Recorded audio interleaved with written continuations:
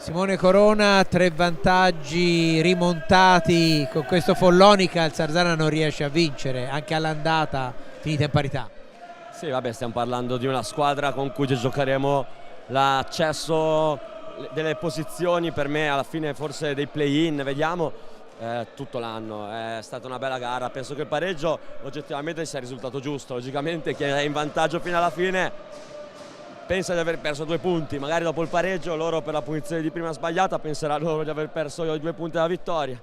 Pari e patto, a me dispiace sempre quando la curva è così piena, c'è un bel palazzetto, un bel clima, e preferivo vincere stasera e perdere magari le prossime 2 in trasferta.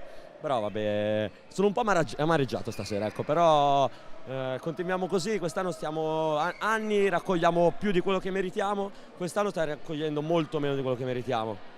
E quindi va bene così. E ora sabato impegno di Coppa, iniziato bene fuori, da concludere meglio in casa. Sì, bisogna stare attenti, queste sono le classiche partite dove si ha tutto da perdere. Questa Coppa Europea è un regalo che facciamo ai nostri tifosi, vogliamo arrivare assolutamente in Final Four e vogliamo provare ad alzare questa Coppa Europea, anche perché sarebbe la prima squadra italiana della storia a alzare questa Coppa. Sarà difficilissimo, la strada è ancora lunga in salita, ma noi abbiamo messo le ruote da mountain bike.